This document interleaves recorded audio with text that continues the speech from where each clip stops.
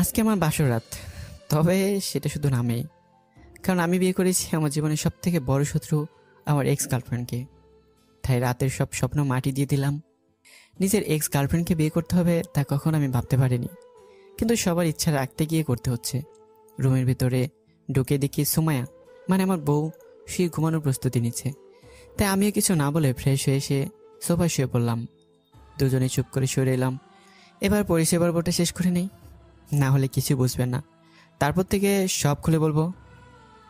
আমি আনোয়ার হোসেন, এবছর পড়াশোনা শেষ করে আব্বুর সাথে তার ব্যবসা দেখাশোনা করি। এই আর কি। বাবা মায়ের একমাত্র আদরের সন্তান। ছোটবেলা থেকে একটা জেদ থাকে মনে, মানে কাউকে ছেড়ে কথা বলি না, সে যেই হোক না কেন, শুধু আব্বু আম্মু ছাড়া। আব্বু ব্যবসার কাছে সারাদিন বাইরে থাকে, আর আমি আগে ছিলাম ভার্সিটিতে, আর এখন তার সাথে কাজ শেখা নিয়ে ব্যস্ত। তাই সারাদিন আম্মু বাসায় একলা থাকতে হয়। তাই যখনই আমি বা আব্বু বাসায় থাকি, তখন আম্মু নিজের সব কথা আমাদের সাথে বলতে থাকে। আমার কাছে আসলে আমি আব্বুকে দেখিয়ে দিই, আর আব্বু আমাকে দেখিয়ে দেয়। এভাবেই চলতে লাগলো আমার দিনগুলো। চলুন এবার গল্পে শুরুতে ফেরা যাক। আম্মুর সাথে বিকেলে ছাদে বসে গল্প করছিলাম, তখনই আম্মু বলে উঠল, কি রে, তোকে যে কাল নিচতলার নতুন ভাড়াটিয়ার আন্টি সাথে দেখা করে আসতে বললাম, তখন তুই আমার সাথে গেলি না কেন? তোমাদের মহিলাদের সাথে কি আমি কি করবো বলো তো? তুমি গিয়ে দেখা করো। থাক, তোর যাওয়া লাগবে না। আচ্ছা যাও, কাল বিকেলে তোমার সাথে গিয়ে তাদের সাথে দেখা করে আসবো। ওকে। পরের দিন বিকেলে আম্মুকে নিয়ে গেলাম নিচতলায় আন্টির সাথে দেখা করতে। আমি কলিং বেল চেপে দাঁড়িয়ে রইলাম। একটা মেয়ে এসে দরজা খুলে দিল। বয়স বেশি না, তবে সুন্দর, পুরো ফুলের মতো। ভিতরে গিয়ে বসার পর নতুন আন্টি আসলো, তার সাথে পরিচয় শেষ করে চুপ করে বসে রইলাম। এই মহিলাদের মাঝে আমি কি করবো কিছুই বুঝতেছি না। আন্টি হয়তো আমার ব্যাপারটা বুঝেছে, তাই বলো, কি হলো বাবা, বাসাটা সাজানো পছন্দ হয়নি?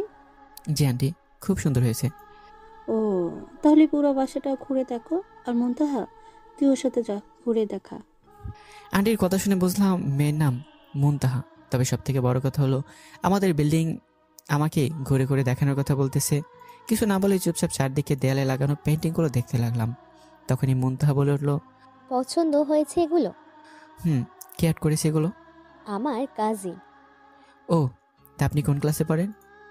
এবার ইন্টার সেকেন্ড ইয়ারের ছাত্রী। ও, আপনি কি করেন? পড়াশোনা শেষ করে আব্বুর সাথে ব্যবসায় কাজ শিখতেছি। আপনার বয়সের আমার একজন কাজিন আছে যে এইগুলো আর্ট করেছে। ও, আচ্ছা, এইখানে আর্ট কলেজটা কোথায় চেনেন আপনি? জি, এখান থেকে একটু সামনেই। কিন্তু কেন? ও, আসলে আমার কাজিন ওই আর্ট কলেজে টিচার হিসেবে চান্স পেয়েছে, তাই জিজ্ঞাসা করলাম আর কি। সে কিছুদিনের ভিতর এখানে চলে আসবে, তারপর এখান থেকেই জব করবে। ও, তাহলে তো ভালোই। মনে মনে ভাবতে লাগলাম, সেই কখন থেকে নিজের কাজে নিয়ে পড়ে আছে। শালা মেয়েটা কি নিজের ব্যাপারে বলতে চাইছে না, নাকি ছেলেদের সাথে কিভাবে কথা বলতে হয় তা জানেই না, নাকি এটারও বয়ফ্রেন্ড আছে। এখনকার মেয়েদের বিশ্বাস নেই। যাক, এভাবে আরও কিছুক্ষণ থেকে আমাকে নিয়ে বাসায় চলে আসলাম। এভাবেই কেটে গেল 4-5 দিন। এই কয়েকদিনে বেশ কয়েকবার মুনতার সাথে দেখা হয়েছে, হয়তো রাস্তায় নয়তো সিঁড়িতে। এভাবে কেটে গেল দিনগুলো। শুক্রবার ভার্সিটি নেই, তাই দুপুরে খেয়ে দিলাম এক ঘুম। হঠাৎ হাসির শব্দে ঘুম ভেঙে গেল। বুঝতে পারলাম আম্মু কারোর সাথে কথা বলতেছে, তাই আর বেশি না ভেবে চুপচাপ শুয়ে রইলাম। ঘুম আর আসতেছে না, তাই উঠে গেলাম। ফ্রেশ হয়ে ড্রয়িং রুমে আসলাম। এসে দেখি 2টা মেয়ে বসে আছে আমার উল্টো দিকে মুখ করে। আমি অত একটা না ভেবে সোজা চলে গেলাম কিচেনে কফি বানানোর জন্য। কফি বানাতে আর ভাবতে লাগলাম যে মুনতার পাশের মেয়েটা আবার কে? মুনতার কি কোনো বড় বোন আছে, নাকি সে তার কাজিনের কথা বলতো সে? যাক, এইসব চিন্তা মাথায় নিয়ে কফি নিয়ে আবার ড্রয়িং রুমে আসলাম। আম্মু আমাকে দেখে বলল, ওই তো হুসাইন উঠে গেছে। আম্মুর কথাটা বলা মাত্রই মুনতাহার ওই মেয়েটা ঘুরে আমার দিকে তাকালো। আমিও মেয়েটার দিকে তাকালাম। ব্যাস, কফির মগটা হাত থেকে ছুটে পড়ে গেল, গিয়েও হাটকে পড়ল। উল্টো হাতের চামড়াটাই চলে গেল, তাই ব্যথায় কুঁকে উঠলাম। আম্মু তাড়াতাড়ি এসে হাতটায় পানি দিল। আমি এদিকে খেয়াল নেই। আমি নিজ চোখগুলোকে বিশ্বাস করতে পারছি না, কারণ আমার চোখের সামনে আমি আর কাউকে না, সুমাইকে বসে থাকতে দেখতেছি, যার সাথে কলেজ লাইফে ছাড়াছাড়ি হয়ে গিয়েছিল। এখন সুমাইকে এখানে দেখবো কখনো আশাও করিনি। আর ওইদিকে সুমাইয়ের একই অবস্থা। হঠাৎ হাতটা পড়তে শুরু করলো। তারপর আম্মু আমাকে রুমে নিয়ে গিয়ে কিছু মেডিসিন লাগিয়ে দিল। মুনতাহা আর সুমাই আম্মুর পাশে দাঁড়িয়ে দেখতেছে। আম্মু মেডিসিন লাগিয়ে দিয়ে চলে গেল। সুমাইয়া আর মুনতাহ তার পেছন পেছন চলে গেল। আমার মাথায় কোনো সুমাইয়ের কথাই ঘটতেছে, তার মানে এই সুমাইয়া মুনতাহার কাজিন। এসব ভাবতে ভাবতে প্রায় সন্ধ্যা হয়ে এসছে, তাই ছাদে গেলাম একটু হাঁটতে। হালকা বাতাসে ছাদে বসে থাকতে ভালোই লাগতেছে। হঠাৎ পেছন থেকে কারো কাশির আওয়াজ আসলো, তাকিয়ে দেখি সুমাইয়া দাঁড়িয়ে আছে, তাই উঠে দাঁড়ালাম। কি রে, এটা কি তোদের বাসা? না, বাসাটা জিনের, আমরা বাসা ভাড়া নিয়ে থাকি। তোর টেরা কথাগুলো এখনো চাই নাই, তাই না? সারা জীবনেও যাবে না। ভালো, তা কেমন চলতেছে তোর দিনকাল? আর তোর সেই বাবুর কি খবর? দেখ, প্রথম কথা হলো আমার কোনো বেবি, বাবু বা জানু কিছুই ছিল না, তুই ছাড়া। আর এখনও নাই। হ্যাঁ, ভালোই আছি। কেন, জান্নাতের কি হয়েছে? জান্নাতের ঘরে বছরখানেক আগে একটা ছেলে হয়েছে শুনেছিলাম, তারপর আর জানি না। জান্নাত তোকে বিয়ে করেনি? জান্নাতকে আমি বিয়ে করতে যাব কেন? জান্নাত আমার ফ্রেন্ড ছিল, ব্যাস। ও, তার মানে সে তোকে ছেড়ে অন্যজনকে বিয়ে করে ফেলেছে, তাই তোর এত কষ্ট? ফাউল কথা বাদ দিয়ে কাজের কথা থাকলে বল। ওকে, তা তাহিয়ার পরে আবার কোনো মেয়েকে পটিয়েছিস নাকি? এখনো সিঙ্গেল? যার জীবনে তোর মধ্যে একটা ডাইনি থাকে, তার জীবন অন্য কেউ থাকবে প্রশ্নই আসে না। কেন, কাউকে পছন্দ হয় না? মনে মনে ভাবতে লাগলাম যে আমাকে জ্বালাতে এসেছে ছাদে, রাখ, তোকে একটু হিট দিয়ে দেই, না হলে তুই ঠিক হবি না। পছন্দ হবে না কেন, ইদানিং একটা মেয়েকে খুব ভালো লাগে আমার। ও তাই নাকি? তা কে সেই পুরা কপালি শুনি একটু। কে আবার? তোর খালাতো বোন মুনতাহা। মুনতাহাকে আমার খুব ভালো লাগে, যা বলার মতো না। কথাটা বলার সাথে সাথে সুমাইয়ের চোখগুলো লাল হয়ে গেল। আর কোনো কথা না বলতে দিয়েই এসে আমার গলা চেপে ধরল আর বলল, কি বললি তুই? আমার খালাতো বোনের দিকে নজর দিয়েছিস? আজ তোকে মেরেই ফেলবো। কেন, মুনতাহাকে পছন্দ করলে তোর সমস্যা কি? তোর নজর খারাপ, তাই তুই আমার খালাতো বোনের দিকে ফুলেও তাকাবি না বলে দিলাম। তুই বললে আমাকে শুনতে হবে নাকি? আমার ভালো লাগে মুনতাহাকে। আমিও দেখবো তুই কিভাবে এটা করিস। ওকে, কিন্তু তুই এখানে কেন এই সন্ধ্যায়? ভালো লাগতেছিল না, তাই আসছিলাম, কিন্তু এখানে এসে দেখে তুই এখানে বসে আছিস। ও, তা তোর স্বামী কোথায় থাকে? তাকে নিয়ে আসলি না এখানে? ওই, তোকে কে বলেছে আমি বিয়ে করেছি? না, ভেবেছিলাম আর কি। আর তোকে বিয়ে করবে বা কে? তোকে বিয়ে করবে, মরবে নাকি পাবলিক? দেখ, মুখ সামলে কথা বল বলে দিলাম। ওকে, তুই থাক, আমি গেলাম নিচে। সময় কিছু না বলে চুপচাপ দাঁড়িয়ে রইল। সময়কে বেশ রাগিয়েছি, তাই আর কিছুই বললাম না। তারপর মনে মনে হাসতে হাসতে রুমে চলে আসলাম। মেয়েটা এখনও বদলায়নি, তবে আগের থেকে অনেক সুন্দর হয়েছে। সময়ের কথা ভাবতে ভাবতে এভাবে রাতটা কেটে গেল। পরদিন রেডি হয়ে অফিসে যাওয়ার জন্য বাসা থেকে বেরোতে দেখি সময় দাঁড়িয়ে আছে রাস্তার পাশে। তাই গাড়িতে আমি জিজ্ঞেস করলাম, রিক্সার জন্য ওয়েট করতেছিস নাকি? না, হেলিকপ্টারের জন্য ওয়েট করতেছি। আয়, তোকে নামিয়ে দিয়ে যাবো আমি। আমার অফিসের রাস্তায় তোর আর্ট কলেজ। থাক, লাগবে না, তুই যা, আমি একাই চলে যাব। আচ্ছা, একটা কথা বলতো, তুই কি আমার সাথে ঝগড়া করতে বসে থাকিস নাকি সারাদিন? আর আমি তোর মতো খারাপ না, আর প্রতিদিন দেরি করে গেলে কেমন দেখায়? তাই বলছি, এসব বাদ দিয়ে গাড়িতে উঠে বস। সময় কিছুক্ষণ দাঁড়িয়ে থেকে কিছু না ভাবলো, তারপর গাড়িতে উঠে গেল। তারপর আমি গাড়ি চালাতে লাগলাম। হঠাৎ সময়কে বললাম, সময় আমার একটু উপকার করবি? তোর উপকার? তাও আমি? অসম্ভব। আর আগে শুনে দেখতো, তারপর না হয় না করে দিস। আচ্ছা বল, শুনি আগে। মন তাকে পটাতে একটু হেল্প কর না প্লিজ। ওই, তোকে কালকেই না বললাম এই সম্পর্কটা আমি মানতে পারবো না? কেন, কি সমস্যা? জানি না। সমস্যা নেই তো, মিলে দিলে তো পারিস। নাকি তুই এখন আমাকে ভালোবাসিস কোনটা? কথাটা বলার সাথে সাথে সুমাইয়া আমার দিকে অবাক হয়ে তাকালো। আমি নিজেও জানি না কি বলে দিয়েছি। এদিকে সুমাইয়ের কলেজে চলে আসায় গাড়িটা থামিয়ে দিলাম। সুমাই কিছুক্ষণ অবাক হয়ে তাকিয়ে থেকে নেমে চলে গেল। আমি ভাবতে লাগলাম সুমাইয়ের এভাবে তাকিয়ে থাকার কারণ। আর পাঠক ভাই ও বোনেরা, আপনারা জানলেও বলবেন কেমন। তারপর আমি অফিসে যেতে লাগলাম, আর মনে মনে মুখ ফসকে বেরিয়ে যায় কথাটা ভাবতে লাগলাম। সন্ধ্যায় রুমে বসে বসে মোবাইল টিপতেছি, তখন কানে হাসাহাসি শব্দ আসলো। বুঝলাম সুমাইয়া হয়তো বাসায় এসেছে। কোনো কথা না বলে আমার রুমের দরজায় দাঁড়িয়ে সুমাইয়ার আম্মুকে দেখতেছিলাম। সুমাইয়া একবার আমাকে দেখে নজর নিচে নামিয়ে ফেলে। আমি কিছু না বলেই সুমাইয়ের দিকে তাকিয়ে রইলাম। কিছুক্ষণ পর রুমে চলে আসলাম, তবে সুমাইয়া তাকিয়ে আবার নজরটা নামিয়ে ফেলাটা আমাকে ভাবতে লাগলো, একবেলা এত পরিবর্তন ভাবা যায় এগুলো। এসব ভাবতে ভাবতে ওই রাতটাও কেটে গেল। এভাবে দিনগুলো কাটতে লাগলো, আর সুমাইয়ের আচরণে পরিবর্তন হতে লাগলো। আমি অবাক হতে লাগলাম দিন দিন। সুমাইয়া আমাকে দেখলে এখন নজর নামিয়ে চলে যায়। তারপর আমার সাথে কথা বলতে গেলে মনে হয় আনইজি ফিল করে। সুমাইয়ার হঠাৎ কেমন হলো যেসব করছে, এসব নিয়ে চিন্তা হয় অনেক। তবে সুমাই এখন অবসর সময়টা পার করে আম্মুর সাথে, তাই আম্মু আর আগের মতো আমাদের তার সারাদিনের গল্প শোনাতে আসে না। যাক, এভাবে ভালোই কাটতে লাগলো দিনগুলো। হঠাৎ আব্বু রাতে আমাকে ডেকে গেল ড্রয়িং রুমে যেতে। কিছুটা অবাক হলাম, তাও গেলাম। এসে দেখি আব্বু আম্মু দুজনে বসে আছে। আমাকে দেখে আব্বু বলে উঠলো, হুসাইন, আজ আমরা একটা ডিসিশন নিয়েছি। কি ডিসিশন? কাল থেকে তুই অফিস সামলাবি আর আমি রিটায়ার্ড নিব। আব্বু, আমাকে কিছুদিন সময় দাও, তারপর না হয় এইসব নিয়ে চিন্তা করা যাবে। না না, তা তো বললে হবে না, আমারও তো বয়স হয়েছে নাকি। প্লিজ। ওকে দিলাম, কিন্তু একটা শর্ত আছে। এখানে আবার কিসের শর্ত? যদি কাল থেকে তুমি অফিস সামলাও তাহলে 1 মাস পর থেকে মেয়ে দেখা শুরু করব। আর যদি সময় নাও তাহলে কাল থেকে মেয়ে দেখতে থাকবো। মেয়ে পছন্দ হলেই বিয়ে। আব্বু, কোথাকার কথা কোথায় নিয়ে লাগাচ্ছ? এসব যাই না, তবে আজ রাতটা বাবার সময়। বলে দুজন উঠে নিজেদের রুমে চলে গেল। আমাকে কিছু বলতে না দিয়ে আমি মাথায় হাত দিয়ে বসে রইলাম। শালা জীবনটা হিরো আলমের মতো হয়ে গেছে। কি করব আমি এখন? আব্বু আম্মুকে বোঝানো আর মুরগির পিঠে বসে চাঁদে যাওয়ার স্বপ্ন দেখা একই কথা। আব্বু আম্মুর বলা কথাগুলো ভাবতে ভাবতে কখন যে ঘুমিয়ে গেলাম তা নিজেও জানি না। স্বপ্নে দেখলাম একটা অজগর আমাকে খেয়ে ফেলতেছে, তারপর ঘুম ভেঙে গেল। দেখে দেখি সকাল হয়ে গেছে। রেডি হয়ে অফিস যাওয়ার জন্য বেরিয়ে পড়লাম। ঠিক করলাম নিজেই অফিস সামলাবো, তাহলে কমপক্ষে 1 মাস তো ঝামেলাটা থাকবে না। 1 মাস কোথায় দিয়ে চলে যাবে তা নিজেও জানি না। রাতে খাওয়ার সময় আম্মু বলল, কাল বিকেলে রেডি হয়ে থাকিস। কেন, কোনো কাজ আছে নাকি?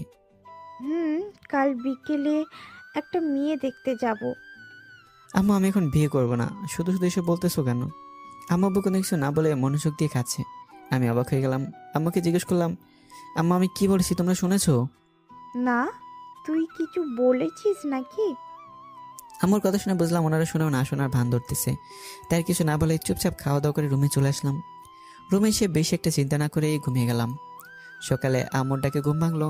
পরের দিন বিকেল অফিস থেকে এসে আম্মুর সাথে মেয়ে দেখতে গেলাম। মেয়েটা মোটামুটি সুন্দর, কিন্তু আব্বুর আর আমার পছন্দ হয়নি, তাই এই যাত্রায় বেঁচে গেলাম। এভাবে কয়েকটা মেয়ে দেখলাম, কিন্তু কাউকে পছন্দ হয়নি। তাই আম্মুকে বললাম, আম্মু আগে মেয়ে সম্পর্কে জেনে নিয়ে তারপর আমাকে বলবা। আচ্ছা দেখি। তারপর এভাবে 2 দিন ভালোই চলে গেল। বিকেল অফিসের কাজ করছি, তখন আম্মু ফোন দিয়ে বাসায় আসতে বললো। জানি হয়তো আবার একটা মেয়ে দেখতে নিয়ে যাবে, তাই বাসায় চলে আসলাম। বাসায় এসে রেডি হয়ে আম্মু আম্মুর সাথে বাসা থেকে বেরিয়ে গেলাম। নিচের তলায় যেতে আম্মু মুনতাহার বাসায় কলিং বেলে চাপলো। আমি কিছু বুঝতে পারলাম না এই কলিং বেলটা বাজানোর মানে কি। এসে ভাবতেছিলাম, তখন মুনতাহা এসে দরজা খুলে দিল। আব্বু আম্মু আমাকে নিয়ে ভিতরে গেল। আমিও গেলাম মনে এইসব চিন্তাভাবনা নিয়ে। বাসায় 2জন মধ্যবয়স্ক লোক আছে, ওনারা হয়তো স্বামী স্ত্রী। যাক, ওইদিকে নজর না দিয়ে আমি বসে রইলাম। কিছুক্ষণ বসে থাকার পর আন্টি ঘুমটা দেওয়া মেয়েটাকে নিয়ে এসে আমার সামনে বসালো। আমি কি ভাববো এটাই চিন্তা করতেছি। আম্মু মেয়েটার ঘুমটা তুলতে আমি চমকে গেলাম, কারণ সেটা সুমাই ছাড়া আর কেউই না। সুমাই আমার দিকে তাকিয়ে মুখটা কেমন যেন করে ফেললো। সুমাইয়ের আব্বু আম্মু তাহলে এরা, এটা বুঝতে পারলাম। যাক, এখানে কিছু না বলে চুপ করে রইলাম।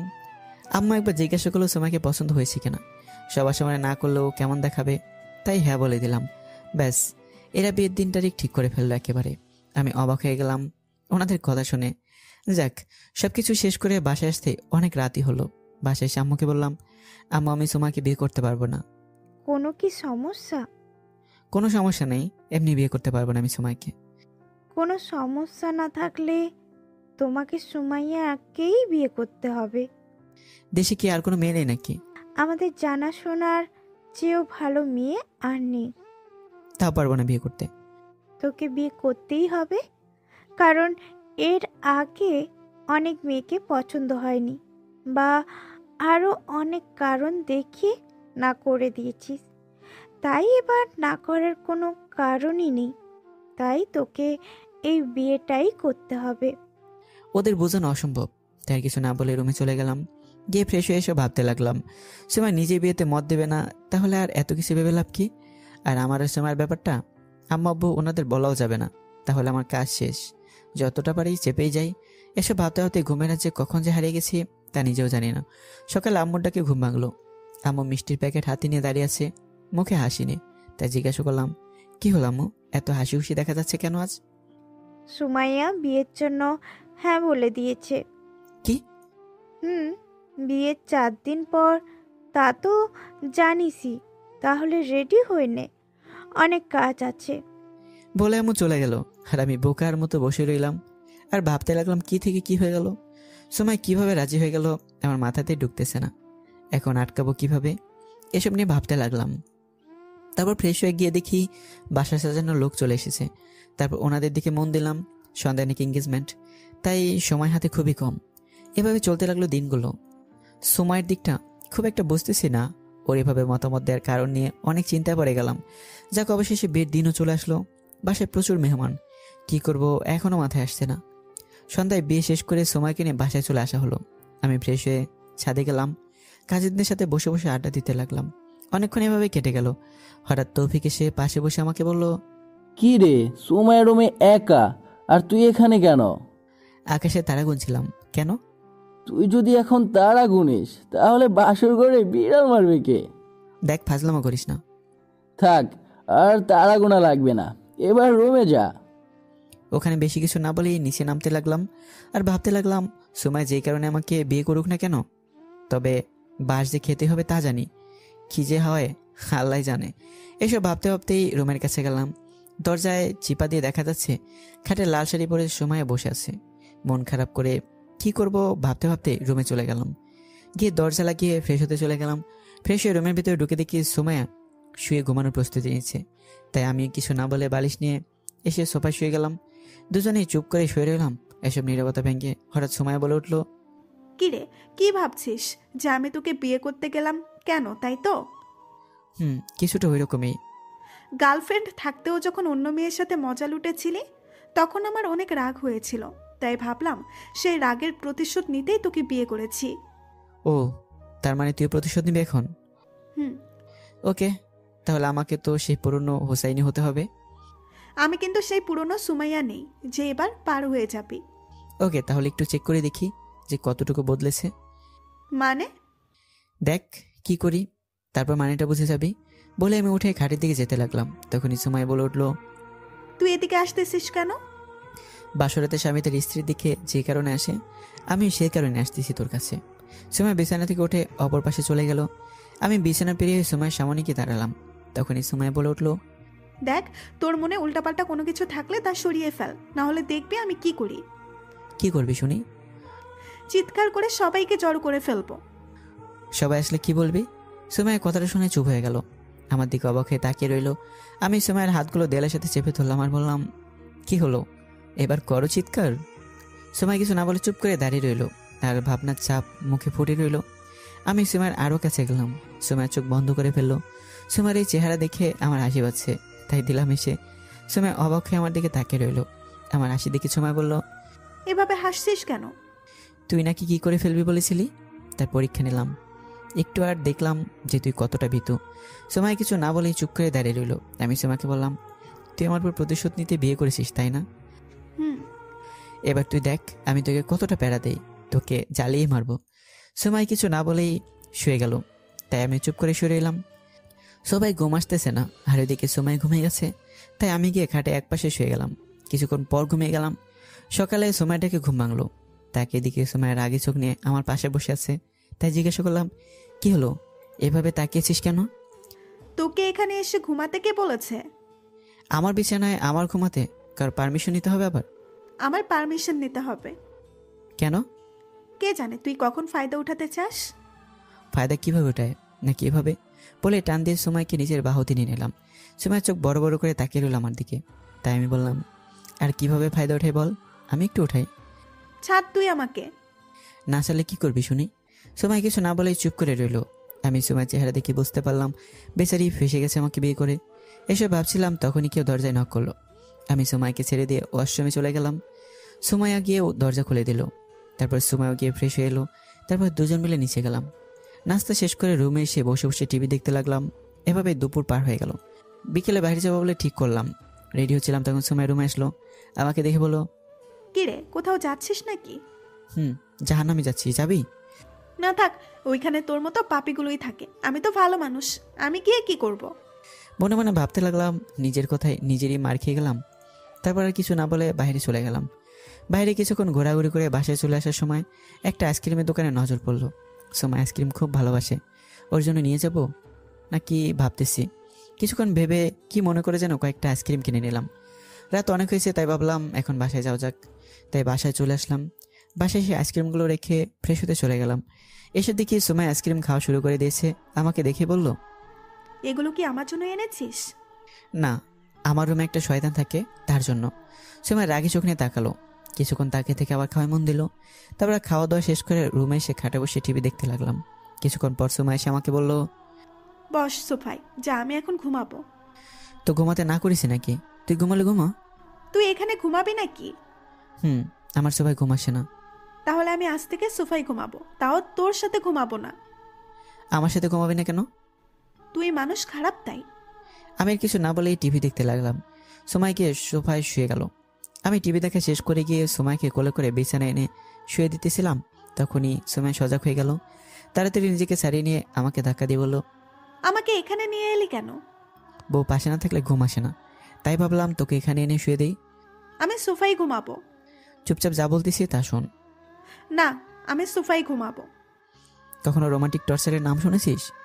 মানে? কথা না শুনলে তোকে রোমান্টিক টর্চার করবো বলে দিলাম। মনে মনে সুমাইয়ের কথা ভেবে হাসতে লাগলাম। প্রতিশোধ নিতে এসে সে নিজেই ফেসে গেছে। এসব ভাবতে ভাবতে কখন যে ঘুমিয়ে গেলাম তা নিজেও জানি না। সকালে সুমাইটাকে ঘুম ভাঙলো। তাকে দেখি সুমাইয়ার তার শাড়ি ধরে টানতেছে। সুমাইয়ের শাড়ির আঁচল আমার পিঠের নিচে এসে পড়ে আছে, আর সুমাই সেটা টানতেছে আর আমাকে ডাকতেছে। সুমাইয়ের আঁচল ছেড়ে দিয়ে সুমাইয়ের দিকে তাকালাম। সুমাইয়ের রাগী চোখ নিয়ে আমার দিকে তাকিয়ে থেকেই উঠে ফ্রেশ হতে চলে গেল। সকালে রেডি হয়ে অবশ্যই জন্য বেরোতে যাব, এমন সময় আম্মু ডাক দিল। হুসাইন শুন। আম্মু কিছু বলবে? কোথায় যাচ্ছিস তুই? কোথায় আবার? অফিসে যাব। 2 দিন হলো বিয়ে করিসনি, এখন অফিসে যেতে কে বলেছে তোকে? আর তোর আপু কয়েকদিন অফিস সামলাবে, তাই তুই কয়েকদিন বাসায় থাক। আম্মু তুমি কি শুরু করলে বলো তো? বেশি কথা না বলে রুমে যা। আর বিকেলে সুমাইয়ার বাসা থেকে লোক আসবে তোদের নিয়ে যেতে, তাই কথা না বাড়িয়ে রুমে যা এখন। আম্মুকে আর কি বলবো, তাই আর কিছু না বলে রুমে চলে আসলাম। রুমে এসে দেখি সুমাইয়া রুমে বসে আছে। আমাকে দেখি সুমাইয়া বলে উঠলো, কিরে, অফিসে যাসনি? না। কেন? তোকে রেখে যেতে মন চাইতেছে না, তাই ফিরে চলে আসলাম। পাম না দিয়ে সত্যি বল। আম্মু বললো তার ছেলের বউকে নাকি সময় দিতে হবে, তাই যেতে নিষেধ করছে। ও, তা বল তোর কত সময় লাগবে? আমি দেব, পরে চাইলে কিন্তু পাবি না। বেশি বকবক না করে ঘুমা, আমার নিচে কাজ আছে, আমি গেলাম। বলেই সময় চলে গেল। আমি বসে বসে টিভি দেখতে লাগলাম। এভাবে বিকেল হয়ে গেল। বিকেলে বসে বসে মোবাইল টিপতেছি, তখন সময় রুমে এসে ফ্রেশ হতে চলে গেল। আমি ব্যাস সময়ের দিকে তাকিয়ে রইলাম। সময় ফ্রেশ হয়ে চলে গেল। আমি আবার মোবাইলে মনোযোগ দিলাম। সময় ফ্রেশ হয়ে এসে মোবাইলটা টিপতে দেখে রাগী ভাব নিয়ে বলল, কিরে, তুই এখনো রেডি হসনি কেন? কেন রেডি হয়ে কি করব? কোথাও যাবি নাকি তুই? আজকে যে আমাদের বাসা থেকে লোক আমাদের নিতে আসবে, তা কি তুই জানিস না? আমি কি আগে বিয়ে করেছি নাকি এত সব নিয়মকানুন জানা থাকবে? সিমায় রাগী চোখে লাল হয়ে গেল। নিশ্চয়ই মনে মনে আমাকে মারতে চাইতেছে। যাক, কথাটা ঘুরিয়ে সময়কে বললাম, তুই যা, আমি আসতেছি।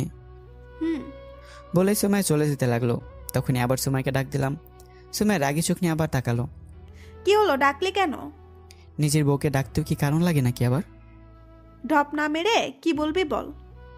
আচ্ছা, মুনতাহা কি এখনো তোদের ওখানে আছে নাকি চলে গেছে? কেন? না এমনি। মার খাওয়ার আগে ভালো হয়ে যা বলছি, না হলে মেরে তোর হাত পা ভেঙে দিব।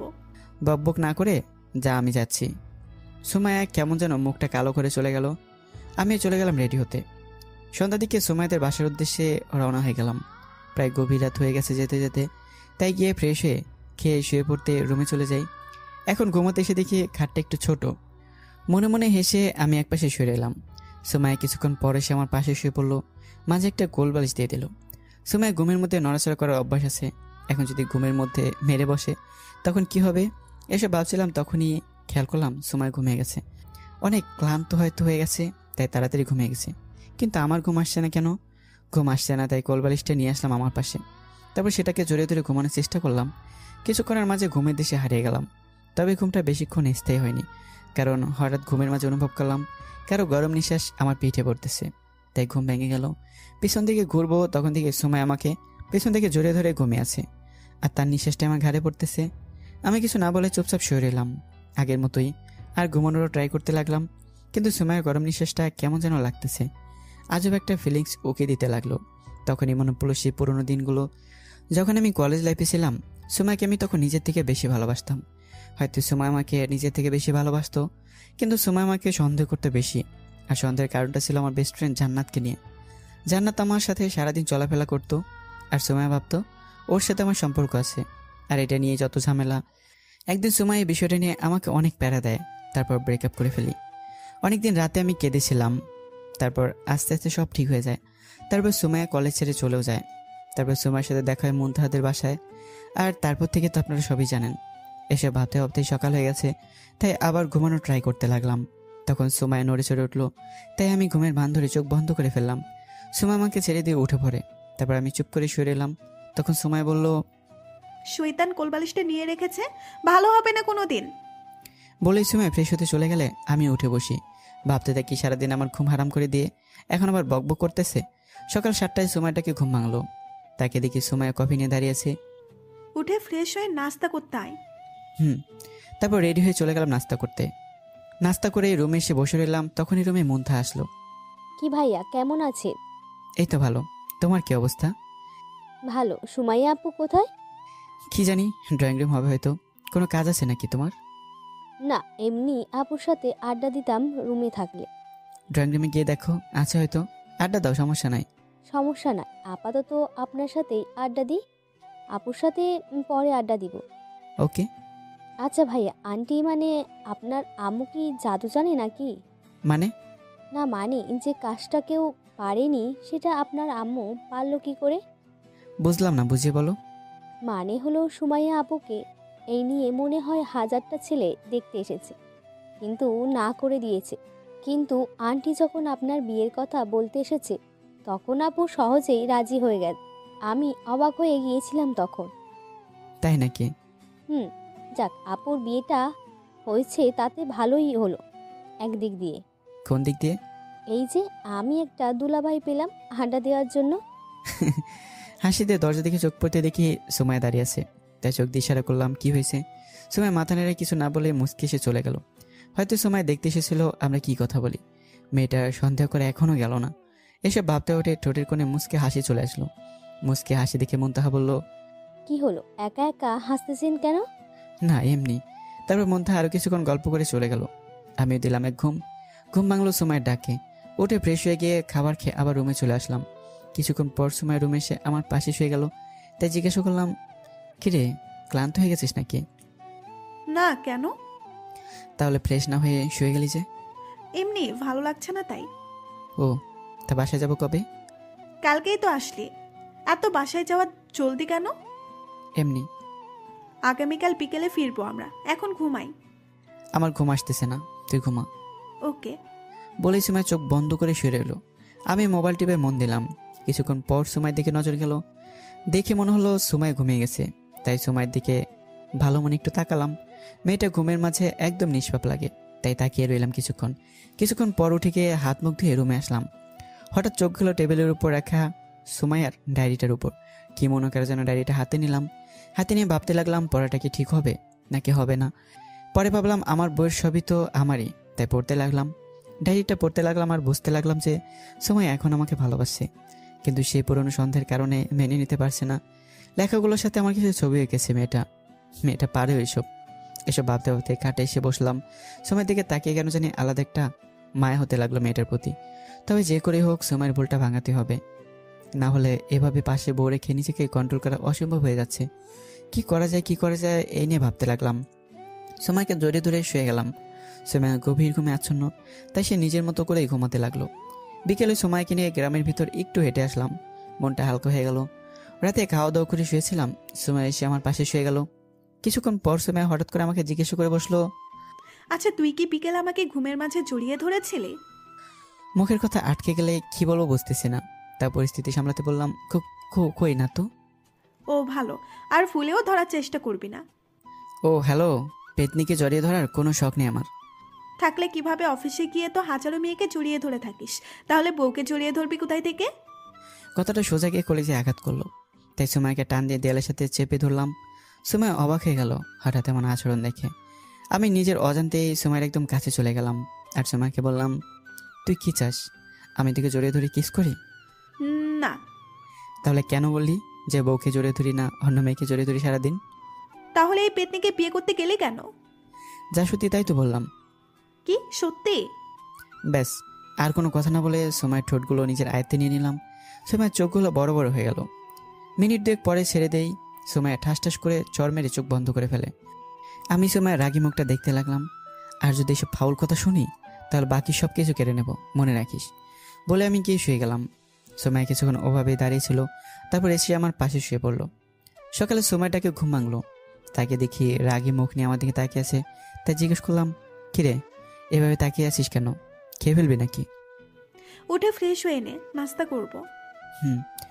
উঠে চলে গেলাম ফ্রেশ হতে। আর বুঝতে পারলাম রাতের কাহিনী নিয়ে এখনও ম্যাডাম রেগে আছে। এভাবে কেটে গেল দিনটা। বিকেলে বাসার উদ্দেশ্যে রওনা হলাম। সোমাকে নিয়ে রাতে এসে পৌঁছালাম বাসায়। রাতে হালকা কিছু খেয়ে ঘুমিয়ে গেলাম দুজনেই। সকালে উঠে অফিসে চলে গেলাম নিজের মতো করে। বিকেলে অফিস থেকে বাসায় আসতে খেয়াল করলাম সোমায় রাস্তার পাশে দাঁড়িয়ে আছে, গাড়ির বা রিক্সার জন্য অপেক্ষা করতেছে। তাই গাড়ি নিয়ে সময়ের সামনে থামালাম। সময়ের রাগী ভাব নিয়ে তাকিয়ে আবার মুখ ঘুরিয়ে নিল। মেয়েটার ইগো দেখে অবাক হয়ে গেলাম।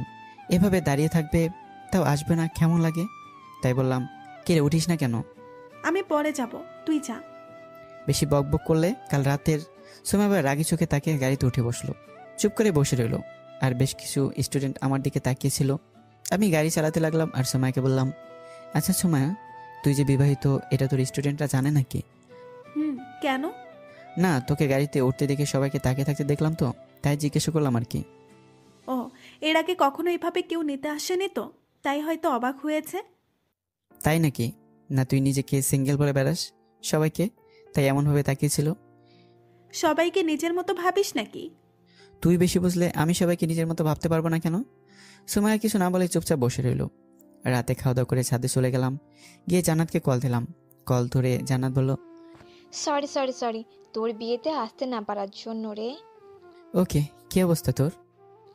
ভালো, তোর কি খবর? আর খবর? আচ্ছা শোন, তোর একটা হেল্প লাগবে আমার। কি হেল্প? আর সুমাইয়ার খবর কি? ভালো। এবার বল, তোর কি হেল্প লাগবে বল। তোকে প্রথম থেকে সবকিছু খুলে বলি, না হলে তুই বুঝবি না। বল। তুই তো জানিস সময় আমাকে কলেজ লাইফে ছেড়ে যাওয়ার কারণটা।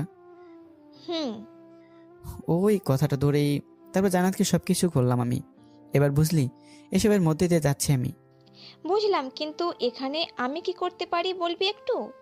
আচ্ছা তুই 2-3 দিনের জন্য আমাদের বাসায় বেড়াতে চলে আয়। দুলাভাই বিদেশে চলে গেলে। কেন? কাঁটা দিয়ে কাঁটা তুলতে হবে, না হলে ওই মেয়ে সারা জীবন সন্দেহ করে যাবে। ওকে, প্ল্যানটা বল, আমি শুনি। শোন তাহলে। তারপর ওকে প্ল্যানটা বললাম। এটা করলে দেখবি পুরো সোজা হয়ে গেছে। ওকে, তোর দুলাভাই হয়তো আগামী সপ্তাহে দেশের বাইরে যাবে, তখন আমি আসবো না হয়। ওকে, ভালো থাকিস। রুমে চলে যাবো এখন, সাথে প্রচুর ঠান্ডা। তারপর ফোন কেটে দিয়ে রুমে চলে আসলাম। রুমে ঢুকে দেখি সময় রাগি চোখে আমার দিকে তাকিয়ে আছে। তাই জিজ্ঞাসা করলাম, এভাবে তাকিয়েছিস কেন? কোথায় ছিলি এতক্ষণ? ছাদে। কেন? এত রাতে সাদে গিয়েছিলি কেন? বিবাহিত সিঙ্গেলদের কষ্ট তুই কি করে বুঝবি? বিবাহিতা সিঙ্গেলটার মানে কি শুনি? বিয়ের পরে সিঙ্গেল থাকাটাকে বিবাহিত সিঙ্গেল বলে। তাহলে আমি কার বউ? আমার কেন? যার বউ থাকে সে সিঙ্গেল হয় কি করে বলবি একটু? থাক, তোকে বুঝি আর কোনো লাভ নেই। ঘুমা এখন, কাল অনেক কাজ আছে আমার। ওইসব লুচ্ছা। মনে মনে বললাম, যাক কালকের ডোজটা কাজই দিয়েছে সময়ের ভিতরে। তাই সময়কে বললাম, কিছু বলার আগে একটু ভেবে নিস, না হলে কি হবে সেটা তুই জানিসই। সময় আর কিছু না বলে রাগ দেখে শুয়ে গেল। আমি ফ্রেশ হয়ে শুয়ে পড়লাম। হঠাৎ সময় আমার পেটে 2টা ঘুষি মেরে আবার মুখ ঘুরে শুয়ে পড়লো। তাই আমি জিজ্ঞেস করলাম, কিরে মারলি কেন? তুই অনেক খারাপ তাই। মানে এখন আবার কি করলাম? সুমার কিছু না বলে শুয়ে রইল। বুঝতে বাকি রইল না যে মারগুলো দিয়েছে। কথা শুনতে পারিনি, তাই মনে মনে হাসতে হাসতে ঘুমিয়ে গেলাম। সকালে সুমার ডাকে ঘুম ভাঙলো। তাই উঠে ফ্রেশ হয়ে অফিসে চলে গেলাম। বিকেল আসার সময় সুমার আর্ট কলেজ থেকে ওকে নিয়ে আসলাম। এভাবে সপ্তাহ কেটে গেল। একদিন অফিসে কাজ করতেছিলাম, তখনই জান্নাত কল দিল। তাই রিসিভ করলাম। কিরে শয়তান, কি করিস? মানুষের কয়টা হাড্ডি খেয়েছি তার হিসাব নিকাশ করতেছি আর কি। ভালো হবি না তুই। না শোনা। কিরে, আমি তোর সোনা কবে হলাম? যেদিন থেকে তোকে বউ করে না স্বপ্ন দেখছি। ও আচ্ছা, সুমাইয়ার কি খবর? আগের মতো। আচ্ছা শোন, কাল তোর দুলাভাই দেশের বাইরে চলে যাবে 5-6 দিনের জন্য, তাই কাল এসে আমাকে নিয়ে যাবি বিকালে, বুঝলি? আচ্ছা, রাতে বাসায় গিয়ে সুমাইকে দেখে হালকা মুচকে হাসি দিলাম আর মনে মনে ভাবলাম যে রাখ পেতনি, তোকে কয়েকদিন ঠিক করেই ছাড়বো। সুমাইয়া কেমন যেন সন্দেহ চোখে তাকায়, তারপর আবার কি যেন ভেবে চলে যায়। হয়তো আমার হাসির কারণটা খুঁজতেছে। পরের দিন বিকেলে অফিস শেষ করে আসার সময় জান্নাতের বাসায় গিয়ে জান্নাত আর তার ছোট্ট ছেলেটাকে নিয়ে আসি। বাসায় এসে কলিং বেল চাপতে সুমাই এসে দরজা খুলে দেয়। জান্নাত আর আমাকে একসাথে দেখে সুমাই হা হয়ে তাকিয়ে থাকে। তাই সুমাইকে বললাম, কিরে জান্নাতকে চিনতে পেরেছিস? হুম। কেমন আছো সুমাইয়া? এই তো ভালো। তারপর জান্নাতকে নিয়ে ভিতরে চলে গেলাম। আম্মু আব্বুর সাথে কথা শেষ করে জান্নাতকে উপরে নিয়ে তার রুম দেখিয়ে আমি নিজের রুমে গেলাম। আমি ফ্রেশ হতে চলে গেলাম। ফ্রেশ হয়ে এসে বসে কিছুক্ষণ পরে সময় কোত্থেকে যেন এসে রুমে ঢুকলো। দরজা লাগিয়ে দিয়ে এসে আমাকে বলল, জান্নাত এখানে কি করতে এসেছে? আমার সাথে প্রেম করতে এসেছে। কেন, তুই জানিস না যে একটা মেয়ে তার বন্ধুর বাড়িতে কি করতে আসে? দেখ, তোর মতলব আমার কাছে ভালো মনে হচ্ছে না। যদি কোনো উল্টাপাল্টা করিস তাহলে তোর খবর আছে বলে দিলাম। ওকে, আর শোন, বাসায় যেন আব্বু আম্মু না জানে যে তুই জান্নাতকে আগে থেকে চিনিস। সবসময় নাচেন আর ভান ধরে থাকবি। জীবনে অভিনয় করাটা শেষ হবে না আর কোনোদিন। হবে কিভাবে? নিজের দোষে অভিনয় করতে হয় তোর। মানে কি বললি তুই? কিছু না, আর বকবক না করে যা তো এখান থেকে। আমি এখন গিয়ে জান্নাতের সাথে গল্প করব। কথাটা শুনে সময় তেলে বেগুনে জ্বলে উঠলো। আমি সেদিকে খেয়াল না করে চলে গেলাম। রাতে খাওয়া দাওয়া শেষ করে জান্নাতকে নিয়ে ছাদে চলে গেলাম। তখন জান্নাত বলল, যদি পরে হিতে বিপরীত হয়, যেমন? যদি সুমাইয়া তোকে ছেড়ে চলে যায়? এটা অসম্ভব। তুই এতটা শিওর হয়ে বলিস কিভাবে?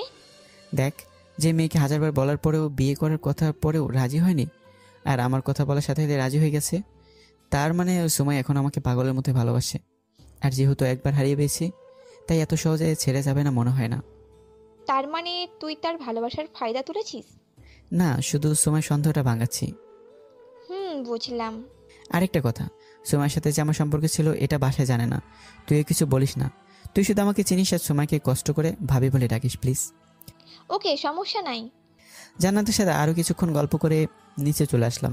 তারপর জান্নাতকে তার রুম দেখে আমার রুমে চলে আসলাম। রুমে ঢুকে অবাক হয়ে গেলাম। লাইট অফ করা রুমের। লাইট অন করতে দেখি সুমাইয়া শুয়ে আছে একপাশে। তাই সময়কে বললাম, কিরে ঘুমিয়ে গেছিস? ওপাশ থেকে কোনো উত্তর আসলো না। তাই আমি ফ্রেশ হয়ে এসে শুয়ে পড়লাম।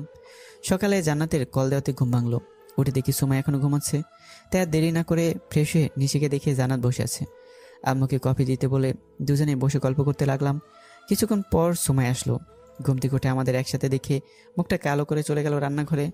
আমি আর জান্নাত তার এই মুখটা দেখে হাসতে শেষ। তারপর নাস্তা শেষ করে অফিসে চলে গেলাম। বিকেলে অফিস শেষ করে এসে দেখি সুমাই রুমে বসে আছে। আমি কোনো কথা না বলে ফ্রেশ হতে চলে গেলাম। ফ্রেশ হয়ে এসে রেডি হতে লাগলাম। আয়নার সামনে দাঁড়িয়েই তখন সুমাই পিছনে এসে দাঁড়ায়। তাই সময়ের দিকে ঘুরে জিজ্ঞেস করলাম, কিরে কি হয়েছে? সময় কোনো কথা না বলে পিছন থেকে ছুরি বের করে আমার গলায় ঠেকায়। আমি অনেকটা অবাক হয়ে গেলাম।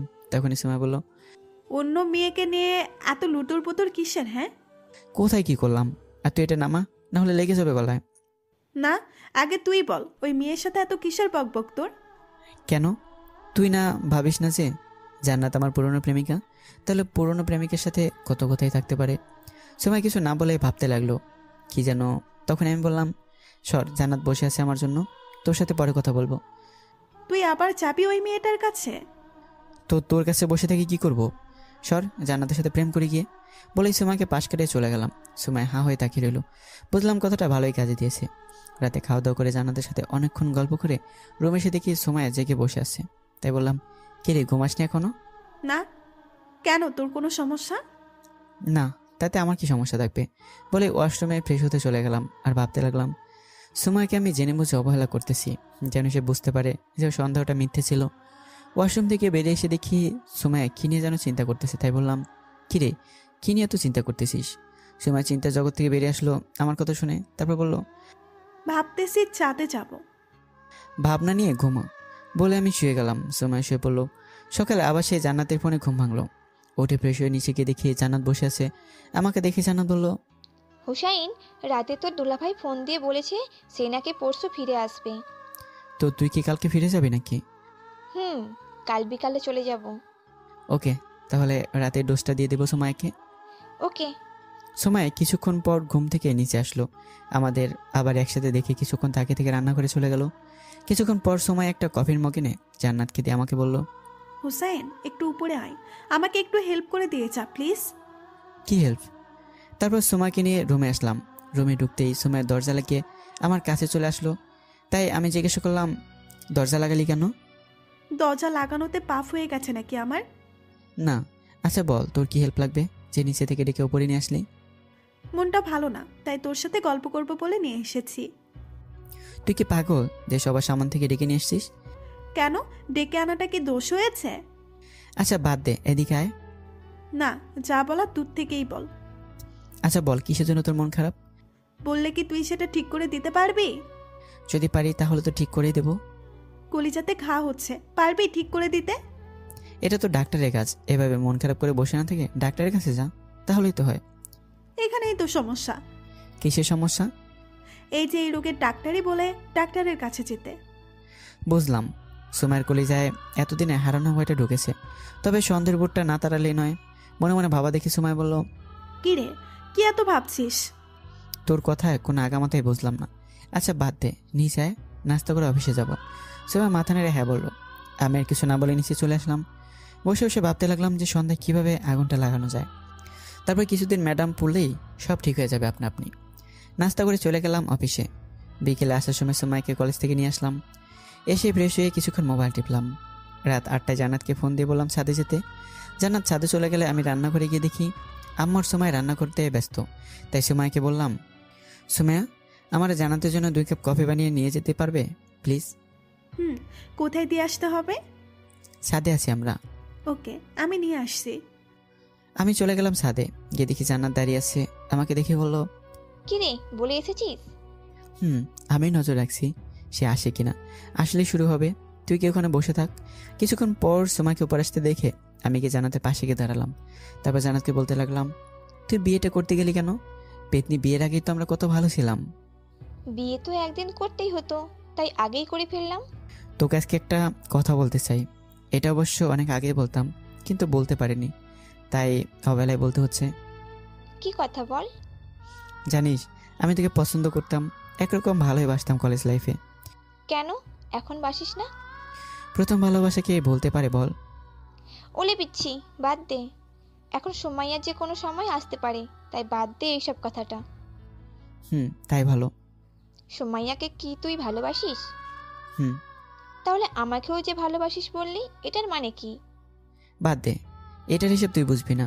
তার চেয়ে ভালো তুই চাঁদ দেখ। দেখো, চাঁদটা কি সুন্দর করে উঠেছে। হ্যাঁ। তারপর দুজনে চুপচাপ দাঁড়িয়ে রইলাম। কিছুক্ষণ পর সুমাইয়া গলা কাশি দিল। দুজনে একদম নর্মালভাবে কফির মগটা নিয়ে আমি সুমাইয়াকে বললাম থ্যাঙ্কস। সুমাইয়া কিছু না বলে চলে গেল। তবে ছাদের হালকা আলোয় বুঝতে পারলাম সুমাইয়ার চোখে পানি জমে আছে। অনেক কষ্ট পেয়েছি এই 4টা বছরে। আমি তা শোধ নিয়েই ছাড়বো। এবার দেখাবো কেমন লাগে। এসব ভাবছিলাম তখন জান্নাত বলে উঠলো, হুসাইন, কোথাও বেশি করে ফেললাম না তো? না, সব ঠিক আছে। ওকে, আয় নিচে যাই কফি শেষ করে। কফি শেষ করে নিচে চলে আসলাম। কিচেনে মগ রেখে জান্নাতের সাথে বসে গল্প করতে লাগলাম। রাতে খাওয়া দাওয়া করে রুমে গিয়ে শুয়ে মোবাইল টিপতে লাগলাম। তখন সুমাইয়া রুমে এসে লাইট অফ করে আমার পাশে এসে শুয়ে পড়লো। কথাগুলো রিয়েকশনটা কেমন হবে চেক করার জন্য কিছু না বলে সুমাইকে পেছন থেকে জড়িয়ে ধরলাম। সুমাইয়ের কোনো রেসপন্স নেই, শুধু চুপ করেই শুয়ে রইল। বুঝলাম এবার ম্যাডাম পাহাড়ের নিচে আসছে। কিছুদিন যাক, তারপর সব কিছু বুঝিয়ে বলবো। সকালে আবার জান্নাতের ফোনে ঘুম ভাঙলো। উঠে দেখি সুমাইয়া ঘুমাচ্ছে, উল্টো দিকে মুখ করে। তাই দেরি না করে ফ্রেশ হয়ে নিচে চলে গেলাম। কিছুক্ষণ পর সুমাইয়া নিচে গেল, কিন্তু সব থেকে অবাক হলাম যে সুমাইয়া আমাদেরকে একবারও না থেকে সোজা কিচেনে চলে গেল। আমি হা করে সুমাইয়ার দিকে তাকিয়ে রইলাম। তখনই জান্নাত বলে উঠলো, মামা, এটার ফল তোমাকেও কম পুরাবে না। আরে ধুর। নাস্তা করে অফিসে চলে গেলাম। বিকেলে জান্নাতকে নিয়ে ওদের বাসায় দিয়ে আসলাম। বাসায় এসে ফ্রেশ হতে চলে গেলাম। ফ্রেশ হয়ে এসে দেখি সুমাইয়া কফি রেখে গেছে আমার জন্য। তাই কফিটা খেয়ে বসে বসে মোবাইল টিপতে লাগলাম। রাতে খাওয়া দাওয়া করে রুমে এসে শুয়ে পড়লাম। কিছুক্ষণ পর সুমাইয়া এসে গতকালের মতো লাইট নিভে দিল। তারপরে এসে আমার পাশে শুয়ে পড়লো। সকাল উঠে দেখি সুমাইয়া পাশে নেই। তাকে দেখি 8টা বাজে। সুমাইয়া ডাক দেয়নি আজকে আমাকে। কিছুটা অবাকই হলাম। উঠে ফ্রেশ হয়ে গিয়ে নাস্তা করে অফিসে চলে গেলাম। সুমাইয়াকে নাস্তা করার সময় একবারও দেখলাম না। অফিস থেকে ফেরার সময় ভাবলাম সুমাইয়ের কলেজ থেকে সুমাইকে নিয়ে যাব, কিন্তু গিয়ে দেখি সময় নেই, হয়তো চলে গেছে। তাই চলে আসলাম বাসায়। ফ্রেশ হয়ে বাইরে আসতে দেখি কফি রাখা আমার জন্য। বুঝলাম আমি ওয়াশরুমে চলে গেলে এই টাইমটাতেই কফি রেখে যায়। রাতে খাবার টেবিলে গিয়ে দেখি সুমাই নেই। তাই আমাকে জিজ্ঞেস করলাম, আমার সুমাই কোথায়? সুমাইয়া তো রান্নাঘরে কি যেন বানাবে বলল। ও ওকে। খাওয়া দাওয়া করে রুমে এসে শুয়ে পড়লাম। কিছুক্ষণ পর সুমাইয়া আগের মতো লাইট অফ করে আমার পাশে শুয়ে পড়লো। সুমাইকে আজকে সারাদিন একবারও দেখলাম না, তাই ভাবলাম সুমাই ঘুমিয়ে গেলে একবার দেখে নেব। যেই ভাবা সেই কাজ। রাত 2টার দিকে মোবাইলে ফ্ল্যাশ লাইট অন করে দেখলাম সুমাই ঘুমিয়ে আছে। তাই সুমাইকে আমার দিকে ঘুরালাম। সুমাইয়ের মুখের দিকে তাকিয়ে আমি অবাক হয়ে গেলাম, কারণ মুখটা আজকে অনেক শুকিয়ে গেছে আর কাঁদতে কাঁদতে হয়তো ঘুমিয়ে গেছে। চোখের কোণে পানি লেগে আছে এখনো। আচ্ছা, সুমাই ঠিকভাবে খাওয়া দাওয়া করে তো নাকি? 2 দিন ধরে একবারও ভালোভাবে খেতে দেখলাম না, নাকি আমার উপর রাগ করে খাওয়া দাওয়া বন্ধ করে দিয়েছে? যাক, এখন আর জাগে লাভ নেই, কালকে দেখবো কি করা যায়। এমনিতে হাড্ডির মতো চিকন, তার উপর আবার না খেয়ে হয়তো আছে। এভাবে আর কিছুদিন গেলে এই মেয়েকে তো বাতাসে উড়িয়ে নিয়ে যাবে। এসব ভাবতে ভাবতে কখন যে ঘুমিয়ে গেলাম তা নিজেও জানি না। সকালে ঘড়ির অ্যালার্মে ঘুম ভাঙলো। তাকে দেখি 7টা বাজে, তাই উঠে ফ্রেশ হতে চলে গেলাম। তবে এটা বুঝতে পারলাম সুমাই ঢাকার বদলে ঘড়িতে অ্যালার্ম দিয়ে চলে গেছে। মেয়েটা আসলেই পাগল। তবে আমাকে কিছু সন্দেহ করে 4 বছর ভুগিয়েছে, তার সাজা আরও কিছুদিন ভোগ করুক ম্যাডাম, না হলে ঠিক হবে না। বুঝেছেন পাঠকগণ? এভাবে 2 দিন কেটে গেল। বিকেলে অফিস করতেছিলাম, তখনই আব্বুর কল আসলো। রিসিভ করতে আব্বু বলল, হুসাইন, তুই এখনই বাসায় আয় একটু। কেন, কি হয়েছে? আগে আয় তুই, তারপর বলতেছি। ওকে, আমি আসতেছি। তারপর অফিস থেকে বেরিয়ে সোজা বাসায় চলে আসলাম আর ভাবতে লাগলাম যে হঠাৎ করে আব্বুর এত জরুরি তলব কেন? সুমাইয়া আব্বু কিছু বলেছে নাকি, নাকি অন্য কোনো কারণ? এসব ভাবতে ভাবতে বাসায় চলে আসলাম। ভেতর আসতে দেখি আব্বু আম্মু বসে আছে, কিন্তু সুমাকে কোথাও দেখলাম না। কিন্তু আব্বু রেগে গেছে প্রচুর পরিমাণে মনে হলো। তাই আব্বুকে জিজ্ঞেস করলাম, কি হয়েছে আব্বু, এত জরুরি আসতে বললে? আব্বু কিছু না বলে আমার কাছে আসলো। তারপর কোনো কথা না বলে ঠাস করে গালে একটা চড় বসিয়ে দিল। আমি অবাকের শেষ সীমায় পৌঁছে গেলাম, কারণ বৃদ্ধি হওয়ার পর থেকে আব্বু এই প্রথম আমার গায়ে হাত তুলেছে। আমি গালে হাত দিয়ে দাঁড়িয়ে আছি আর ভাবছি আব্বু কেন মারলো। তখন আব্বু বলে উঠলো, তুই কি করলি এটা? জানিস আর একটু হলে মেয়েটার কত বড় ক্ষতি হয়ে যেত। আব্বু তুমি কিসের কথা বলছো? আবার কথা বলিস? তুই কি এখনো বাচ্চা আছিস নাকি, যে যা ভালো লাগবে তাই করবি? আমি কি করেছি সেটা বলবে তো নাকি? আব্বু কিছু না বলে শুধু রাগি ভাব নিয়ে তাকিয়ে আছে। তখন আম্মু বলল, আবার জিজ্ঞেস করিস কি করেছিস? আচ্ছা, তুই সুমাইয়াকে কি বলেছিস বলতো? সোমাকে কি বলবো আবার? আমি তো সোমাকে কিছুই বলিনি। ও, তুই কিছু বলস নাই? তাহলে মেয়েটা এমনি এমনি খাওয়া দাওয়া বন্ধ করে দিয়েছিল আর আজকে দুপুরে মাথা ঘুরে পড়ে যায়। মানে? আজকে দুপুরে মাথা ঘুরে পড়ে যাওয়ার তারপর আমরা তাকে হাসপাতালে নিয়ে যাই। তখন ডক্টর বলে না খেয়ে থাকার জন্য নাকি মাথা ঘুরে পড়ে গিয়েছে। এখন বল, তুই কি এমন বলেছিস মেয়েটাকে যে খাওয়া দাওয়া বন্ধ করে দিয়েছিল? আম্মু সোমা এখন কোথায়? মেহেরপুর সদর হাসপাতালে। আচ্ছা তোমরা থাকো, আমি সোমাকে একবারে নিয়ে আসবো। সাবধান, এবার যদি কিছু বলেছিস মেয়েটাকে তাহলে তোর খবর আছে, বলে দিলাম। আচ্ছা ঠিক আছে, আমি গেলাম, তোমরা থাকো বলে বাসা থেকে বেরিয়ে গেলাম। হাসপাতালে গিয়ে রিসেপশনে সোমায়ের খবর নিয়ে সোমার রুমে গেলাম। গিয়ে দেখি হাতে স্যালাইন লাগিয়ে রেখেছে আর সোমায় ঘুমিয়ে আছে। আমি সোমায়ের পাশে বসে ওর মুখটা দেখতে লাগলাম। অনেক শুকিয়ে গেছে সোমায় এই কয়েকদিনে, না খেয়ে চেহারা একদম নষ্ট করে ফেলেছে। তাই কেমন যেন মায়া লাগলো সোমায়ের উপর। আমি বসে রইলাম সোমায়ের পাশে। কিছুক্ষণ পর একজন ডাক্তার আসলো সোমাইকে দেখতে। তাই জিজ্ঞাসা করলাম, সোমাইকে কবে নিয়ে যেতে পারবো? চাইলে এখনই নিয়ে যেতে পারেন, কিন্তু ওর খাবারের উপর নজরদারি রাখতে হবে কড়াভাবে। একবেলার খাবারও যেন মিস না করে, আর ফলমূলের জুস খাওয়াতে হবে বেশি বেশি করে। আচ্ছা ঠিক আছে, সোমার ঘুম ভাঙলেই সোমাকে নিয়ে যাব। Okay bye, be careful. And thanks. Welcome. বলে ডাক্তার চলে গেল আর আমি আবার সোমার পাশেই বসে রইলাম। রাত 8টায় সোমার ঘুম ভাঙলো। সোমায় নড়ে ওঠায় আমি ওর কাছে গেলাম। সোমা আমাকে দেখে মুখ অন্য পাশে ঘুরে নিল। এবার রাগ উঠে গেল, তাই সোমাকে বললাম, ওইদিকে মুখ ফিরিয়ে তাকা বলছি। কিন্তু না, ম্যাডামের ইগো বেশি, তাই দিকে ফিরে আছে। তাই জোর করে সোমাকে আমার দিকে ফেরালাম আর ধমক দিয়ে বললাম, চুপ করে তাকিয়ে থাক, নাহলে মেরে এখানে গালগুলো লাল করে দেবো। সোমা কিছু না বলে চুপ করে তাকিয়ে রইল। কি বলবো, রাগে শেষ হচ্ছে না। নিজেকে ভুলবো যে চলে গেছে 4 বছর আগে, আবার এখনই নিজে নাক ফুলে বসে আছে। তাই বললাম, চলো বাসায় যাব। আমি যাব না ওই বাসায়। কেন?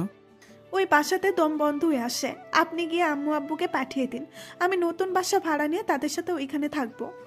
রাগে এবার মাথাটা ছিঁড়ে যেতে লাগলো। তাই কিছু না বলে রুম থেকে বেরিয়ে নিচে রিসেপশনে চলে আসলাম। এসে সোমাইকে রিলিজ করে সব ফর্মালিটি পূরণ করে আমি আবার পড়ে গেলাম। গিয়ে সোমাইকে বললাম, চলো বাসায় যাব। বললাম তো যাব না। আপনি গিয়ে আব্বু আম্মুকে পাঠিয়ে দিন। বুঝেছি, সোজা কথায় কাজ হবে না বলেই সুমাইকে সোজা কোলে তুলে নিলাম। সুমাই অবাক হয়ে আমার দিকে তাকালো। আমি সুমাইকে নিয়ে গাড়িতে উঠালাম।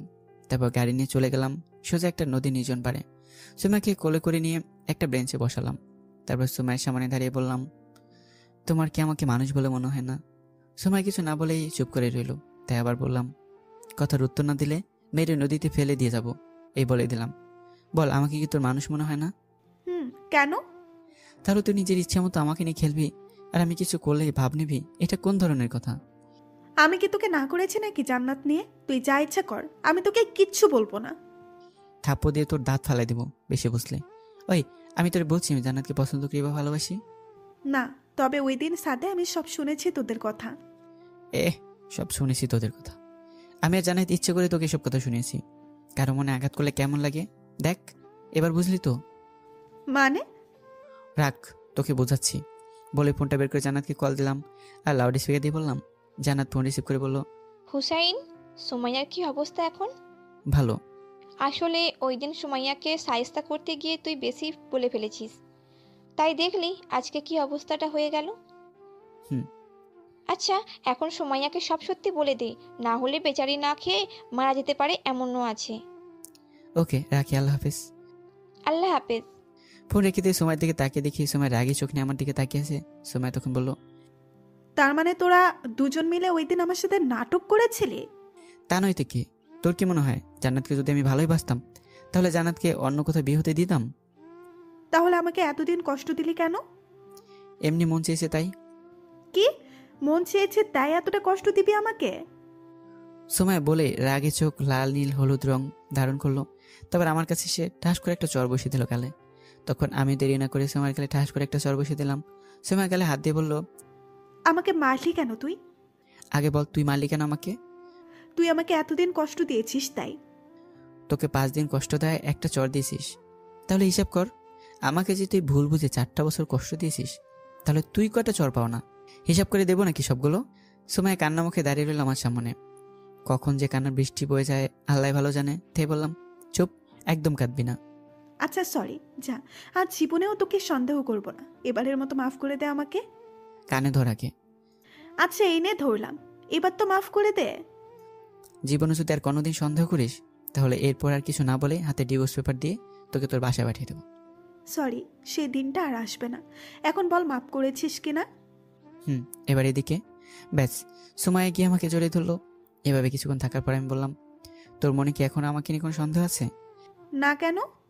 তাহলে এত আস্তে জড়িয়ে ধরছিস কেন? শরীরে কি আর জোর নেই? এখনো সুস্থ হয়নি, সুস্থ হওয়ার পর শক্ত করে জড়িয়ে ধরবো। তাহলে থাপ্পড় মারার সময় এত শক্তি আসলো কোত্থেকে তোর? থাপ্পড় তো আসতেই মেরেছিলাম, শক্তি নেই বলে। মিথ্যা কথা। ইস, কি জোরে মেরেছিস, এখনো ব্যথা করতেছে। চুপ, মিথ্যা কথা না বলে আয়, বাসায় যাই, আম্মু আব্বু বসে আছে। চল। তারপর সোমাকে নিয়ে চলে আসলাম। আসার পথে সারাটা রাস্তা সোমা আমার হাতটা জড়িয়ে ধরে কাঁধে মাথা রেখে শুয়েছিল। বাসায় ঢুকতে দেখি আব্বু আম্মু সোমাকে নিয়ে ব্যস্ত হয়ে গেল আর আমার দিকে দুজনের রাগি চোখে তাকালো। আমি কিছু না বলে রুমে গিয়ে ফ্রেশ হয়ে নিলাম। ওয়াশরুম থেকে বাইরে আসতে দেখি সোমায় দাঁড়িয়ে আছে। তাই বললাম, ফ্রেশ হয়ে আয়, খেতে যেতে হবে। বলেই সোমায় খেতে চলে গেল। তারপর নিচে গিয়ে খাওয়া দাওয়া করে উপরে চলে আসলাম। রাতে এসে আমি শুয়ে রইলাম। কিছুক্ষণ পর সোমায় এসে দরজা লাগিয়ে আমার পাশে শুয়ে গেল। আমি সোমাইকে জ্বালানোর জন্য কোলবালিশ জড়িয়ে ধরে শুয়ে পড়লাম। সোমাই কেমন রাগি ভাব নিয়ে আমার দিকে তাকিয়ে রইল। তারপর হঠাৎ সোমাইয়ের কোলবালিশটা টেনে নিয়ে গেল। আমি তাকাতেই দেখি সোমাইয়ের কোলবালিশটা জানালা দিয়ে ফেলে দিল। তারপর বিছানায় এসে লাল নীল হলুদ রাগি চোখ নিয়ে তাকিয়েছে আমার দিকে। তাই জিজ্ঞেস করলাম, কিরে, কোলবালিশ নিলে কেন? আর এভাবে তাকিয়েছিস কেন? বউ থাকতে কোলবালিশ জড়িয়ে ধরেছিস কেন? তুই এসে চুপচাপ শুয়ে গেলি, তাহলে আমি কি করব? তাই কোলবালিশটা জড়িয়ে ধরে শুয়েছিলাম। সোমাই কিছু না বলে চুপচাপ আমার বুকে মাথা দিয়ে শুয়ে পড়লো। আমি কিছু না বলে ওকে জড়িয়ে ধরলাম। সোমার রাগটা এখনো কমেনি, বুঝতে পারতেছি। কি জানি কি করে, আল্লাহ জানে। হঠাৎ সোমায়া আমার বুকে কামড়ে ধরলো। তাই সোমাকে বললাম, ওই কি করছিস? আর ব্যথা পাচ্ছি তো। ওই ছাড়, ব্যথা পাচ্ছি তো, প্লিজ স্যার, আর হবে না। মনে হয় কথাটা কাজে দিয়েছে। তাই সোমায়া কামড় ছেড়ে দিয়েছে। কামড় ছেড়ে দিয়ে হলো, মনে থাকে যেন। তুই কি ভালো হবি না কোনো দিন? এভাবে কেউ কামড় দেয়? উফ, ব্যথায় ছিঁড়ে যাচ্ছে জায়গাটা।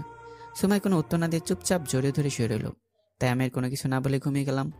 এভাবে কেটে গেল সপ্তাহখানিক। সময় পুরো সুস্থ। আর আজকে সময়ের বার্থডে, তাই বাড়িতে হালকা সাজালাম। বন্ধু বান্ধব সবাইকে দাওয়াত দিলাম। রুমে এসে দেখি রেডি হয়ে বসে আছে। সোমাকে নিয়ে নিচে গেলাম। তারপর সব কিছু হলো। অনুষ্ঠান শেষ করে সব কিছু গুছাতে প্রায় 3টা বেজে গেছে। তাই ফ্রেশ হয়ে ঘুমানোর জন্য রেডি হতে লাগলাম। কালকে শুক্রবার, তাই কোনো চাপ নেই। সময় নিয়ে সব কিছু করলাম। সময় আজ অনেক খুশি। সময় ফ্রেশ হয়ে এসে আমাকে জড়িয়ে ধরলো, আমার দিকে তাকিয়ে বলল, আজকে না আমি অনেক খুশি। বুঝলাম। আর কিছু বলবি নাকি ঘুমোতে যাব? আরে শোন না, তোর সাথে একটা কথা আছে। কি কথা? তুই তো আজকে আমাকে এত সুন্দর একটা জিনিস গিফট দিলি। তো আমি তোকে একটা রিটার্ন গিফট দিব। কি গিফট? যেটা বাসর রাতে পাওনা ছিলি সেটা। মানে? হুম। বলেই সময় আমাকে দেয়ালের সাথে ধাক্কা দিয়ে আমাকে লাগিয়ে ফেললো। তারপর আমার ঠোঁটগুলো সময় নিজের আওতাভুক্ত করে ফেললো। সকালে ঘুম ভেঙে দেখি সময় এখনো ঘুমাচ্ছে। তাই আমি কিছুক্ষণ সময়ের দিকে তাকিয়ে রইলাম। তার মুখে পড়ে থাকে এলোমেলো চুলগুলো কানে গুঁজে দিলাম। সময় হালকা নড়ে চড়ে আমাকে আরো শক্ত করে জড়িয়ে ধরলো। আমি তাকিয়ে রইলাম এক নজরে তার সে মায়াবী মুখের দিকে। কিছুক্ষণ এভাবে তাকিয়ে থেকে নিজেকে বাস্তবে ফিরে আনলাম। ঘড়ির দিকে তাকিয়ে দেখি 8টা বাজে। তাই ভাবলাম এত তাড়াতাড়ি ঘুম ভেঙে গেল। সময়কে হালকা করে ডাক দিতে সময় বলল, ঘুমাতে দে। বলে আমার উপরে উঠে শুয়ে গেল। আমি আর কি বলবো, তাকিয়ে রইলাম সময়ের দিকে আর ভাবতে লাগলাম, যাক, মেয়েটাকে বোঝাতে পেরেছি। পাগলিটা আসলে আমাকে অনেক ভালোবাসে। এসব ভাবতেছিলাম, তখনই সময় চোখ খুললো। তাই সময়কে বললাম, আচ্ছা সময়া, তোকে একটা কথা জিজ্ঞাসা করি। বল। তুই আমাকে এত সন্দেহ করিস কেন? দেখ, তোকে অন্য মেয়ের সাথে দেখলে আমার অনেক খারাপ লাগে, তার উপরে ভয় লাগে যদি ওই মেয়েটা তোকে আমার থেকে ছিনিয়ে নিয়ে যায়। তাই তোকে আগলে রাখতে চাই, তাই সন্দেহ হয় এত। শোন, আমাকে তোর কাছ থেকে কেউ ছিনিয়ে নিয়ে যেতে পারবে না, তাই ভয় পাস না, ওকে? বলেই সময় আমার বুকে মাথা দিয়ে শুয়ে পড়লো। আমি সময়কে জোরে ধরে ভাবতে লাগলাম, পাগলিটা আমাকে নিয়ে এত চিন্তা করে, আমাকে হারানোর ভয় নিয়েও থাকে দেখি। পাগলি কোথাকার। এসব ভাবতে ভাবতে কখন যাবার ঘুমিয়ে গেলাম তা বলতে পারবো না। এমন পাগলি সবার লাইফে থাকলে প্যারা দেবে, এটা ঠিক। তবে আপনার লাইফে ভালোবাসার কোনো কমতি হবে না। ময়লা শার্টের সাথে ধবধবে পরিষ্কার সাদা লুঙ্গিতে লোকটাকে বেমানান লাগছে। চুলগুলো এবং দাড়িও উস্কো খুস্কো। রিমা তার পাশে দাঁড়িয়ে থাকা লোকটার দিকে আর চোখে তাকালো। নাকটা সামান্য কুঁচকে আছে তার। কেমন একটা বিশ্রী গন্ধ আসছে লোকটার শরীর থেকে। সে দাঁড়িয়েছিল লেগুনা স্টেশনে, একটা লেগুনা গাড়ির অপেক্ষায় বাড়ি ফেরার জন্য। হঠাৎ কোত্থেকে লোকটা এসে তার একদম গা ঘেঁষে পাশে দাঁড়ালো। আচমকা লোকটা তার বাম হাতটা 2 হাত দিয়ে চেপে ধরতেই রিমি প্রায় শিউরে ওঠে আতঙ্ক ভরা দৃষ্টিতে লোকটার দিকে তাকালো। লোকটা মুখে সরল, অদ্ভুত, মিষ্টি একটা হাসি লেগে রয়েছে। রিমি চিৎকার করতে গিয়েও থেমে গেল। লোকটা কি তার পরিচিত বা কোনো অর্থ সাহায্য চায়? সেই লোকটাকে কিছু জিজ্ঞেস করতে যাবে। লোকটার 2 হাত এবার আরও শক্ত হয়ে চেপে ধরল তার হাত। হঠাৎ তার মনে হলো তার শরীরে যেন জোরে কিছু একটার ধাক্কা এসে লাগলো পিছন থেকে। রিমির চোখ দুটো বড় হয়ে গেল আতঙ্কে। এরপরই চারপাশের সব কিছু তার কাছে আধার হয়ে এলো। অন্ধকারের জগতে ডুবে গেল সে। যখন চোখ খুলল তখন দেখল লেগুনা স্টেশনের সেখানেই দাঁড়িয়ে আছে সে, কিন্তু সেই লোকটা আশেপাশে কোথাও নেই। সে দ্রুত হাতের ঘড়িটা দেখল। ঘড়িতেই বিকেল 5:20 বাজে। ঘড়ির সময়ে কোনো পার্থক্য নেই, কিন্তু কেন যেন তার মনে হচ্ছে লোকটা তার হাত ধরার পর কয়েক ঘন্টা সময় কেটে গিয়েছে। এই কয়েক ঘন্টা সে অন্ধকারে ডুবেছিল। খুবই অদ্ভুত। লেগুনা চলে আসায় সে দ্রুত ওটায় উঠে পড়ল আর নিজেকে কিছুটা সামলে নিয়েছে। এর মধ্যে 5:50 সে লেগুনা থেকে নামল এবং একটা রিকশায় উঠে বসল। 20 মিনিট পরেই সে তার বাড়ির সামনে পৌঁছে যাবে। সপ্তাহে 5 দিন এটাই তার রোজকার বিকেলের রুটিন। ঘড়িতে 6টা বাজে। রিকশাওয়ালা মাঝপথে রিকশাটা থামিয়ে রিমিকে বলল সে 1 মিনিটের জন্য সামনের পানের দোকানটায় যাবে আর আসবে। রিমি মাথা জাকিয়ে সায় দিল। লোকটা পানের দোকানে গিয়েছে 2 মিনিট হবে। এমন সময় একটা চিৎকার শুনল সে। রাস্তার পাশে চিৎকার করা লোকগুলোর দিকে তাকাতেই তার সমস্ত বুক কম্পিত হয়ে উঠল। লোকগুলো তার দিকে তাকিয়ে চেঁচাচ্ছে, কিছু একটা বলছে তাকে, কিন্তু সম্মিলিত চেঁচানোর মিশ্র শব্দে কিছুই সে বুঝতে পারল না। তার মাথা জট পাকিয়ে যেতে লাগলো। লোকগুলোর চোখে মুখে আতঙ্ক কিছু না বুঝেও তার ভেতর স্থানান্তরিত হয়ে গেল। তার নিজের সমস্ত ইন্দ্রিয় তাদের নিয়ন্ত্রণ হারিয়ে যেন একটাই বার্তা দিল তাকে, ভয়ঙ্কর কিছু একটা ঘটবে তোমার সাথে। এটাকে আটকানোর সময় পার হয়ে গিয়েছে। তীব্র একটা ধাক্কা খেল রিকশাটা। পিছন থেকে আসা নিয়ন্ত্রণ হারিয়ে যাওয়া প্রাইভেট কারটির ধাক্কায় প্রথমে রিকশা থেকে নিচে পড়ে রাস্তার সাথে প্রচণ্ড ধাক্কা খেল তার শরীর। পর মুহূর্তেই নিয়ন্ত্রণহীন গাড়িটি দুটি চাকা তার পিঠের উপর দিয়ে উঠিয়ে দিয়ে চলে গেল আরও সামনে। থেতলে গেল তার শরীর মুচড়ে যাওয়া আর শরীরের হাড় ভাঙার প্রচণ্ড ভয়ানক ব্যথা আর অনুভূতি তাকে এক মুহূর্তে করে তুলল অনুভূতিহীন। সমস্ত কিছুর ঊর্ধ্বে সে মৃত্যুকে অনুভব করল তার খুব কাছে। মাথার পিছন দিক থেকে ওটা ফিস ফিস করছে। চোখের চারপাশে আধার নেমে এলো তার। হঠাৎ খালি হয়ে যাওয়া ফুসফুস যেন ভরে গেল অদ্ভুত কোনো এক উপায়ে। শরীরে প্রচণ্ড ঝাঁকুনি অনুভব করল সে আবার। এখনো সব অনুভূতি শেষ হয়ে যায়নি। তবে তখন চোখ খুলল সে। অবাক হয়ে দেখল দাঁড়িয়ে আছে সে লেগুনা স্টেশনে। তার বাম হাত চেপে ধরে আছে সেই সাদা লুঙ্গি আর ময়লা শার্ট পরা লোকটা। তার মুখে সেই হাসি। এতক্ষণ তাহলে কি ঘটল তার সাথে? সবটাই কি? লোকটা এবার তার হাত ছেড়ে দিয়ে উল্টো ঘুরে হাঁটতে হাঁটতে ঢুকে গেল একটা গলিতে। হতভম্ব হয়ে দাঁড়িয়ে আছে রিমি। ঘড়িতে এখনও বাজে 5:20। একই সময়, অথচ তার মনে হচ্ছে কত ঘন্টা কেটে গিয়েছে। তখনই তার সামনে এসে থামল একটা লেগুনা। রিমি ধীর গতিতে হেঁটে ওটায় উঠে বসল। তার মাথা ঝিমঝিম করছে। লোকটা তাকে কি দেখিয়েছে এটা? 5:50 লেগুনা গন্তব্যে এসে থামল। রিমি নেমে গেল। এবার রিকশায় উঠতে হবে তাকে। তার মাথাটা চক্কর দিচ্ছে যেন মাথার ভেতর। কিছুটা এগোতেই দেখল রাস্তার মোড়ে একটি মাত্র রিকশা দাঁড়িয়ে রয়েছে। রিকশাটা কিংবা রিকশাওয়ালার মালিককে অপরিচিত লাগলো না তার কাছে। অথচ বাস্তবে সে জানে জীবনেই প্রথম লোকটাকে দেখল। রিকশাটা তার দিকে এগিয়ে আসতেই ভয়ে তার কলিজা শুকিয়ে এলো। এই তো সেই রিকশা। সে উল্টো হেঁটে পেছোতে লাগলো। ভয়ে তার চোখ ফেটে মনি বেরিয়ে আসবে বুঝে। পেছোতে পেছোতে একটা ইটের সঙ্গে ধাক্কা খেয়ে ফুটপাতে বসে পড়ল। আর ওঠার শক্তি পেল না। সে অনুভব করল তার মস্তিষ্ক আর কাজ করতে চাইছে না। যতক্ষণ না আর কোনো যাত্রী পেয়ে রিকশাটা খালিই চলে গেল, ততক্ষণ এক দৃষ্টিতে সেদিকেই তাকিয়ে রইল সে। এরপর মাটির দিকে তাকিয়ে ঝিম মেরে সেখানেই বসে রইল সে। কতক্ষণ সময় বয়ে গেল জানে না সে। শরীরে কারো স্পর্শে তার ধ্যান ভাঙল। তার বাবা ফুপিয়ে উঠে তাকে জড়িয়ে ধরল। ঘড়ির কাঁটায় রাত 10টা। রিমি নিজেকে আবিষ্কার করল সেই ফুটপাতেই। এতটা সময় বয়ে গিয়েছে। বাড়ির লোকজন কতবার তাকে কল করেছে সে টেরই পায়নি। বাবা তাকে ধরে দাঁড় করালেন। সে বাবার উদ্বেগের প্রশ্নের কোনো উত্তর দিতে পারল না। হঠাৎ সে দেখল একটা পুলিশের গাড়ি রাস্তার ভেতর দিক থেকে এদিকেই এগিয়ে আসছে বড় রাস্তার দিকে। ওটার পিছনে একটা মিনি ট্রাক তুবড়ে যাওয়া একটি প্রাইভেট কার নিয়ে এগিয়ে আসছে। সে বিস্ময় নিয়ে তাকিয়ে রইল সেদিকে। বাস্তবে কিছুই জানে না সে, কিন্তু এই গাড়ির এই অবস্থা কি করে হলো তা সে স্পষ্ট যেন দেখতে পাচ্ছে চোখের সামনে। আচ্ছা, আজ তার সাথে আসলে কি ঘটল? আজ কি তার মৃত্যু তার জন্য অপেক্ষা করছিল?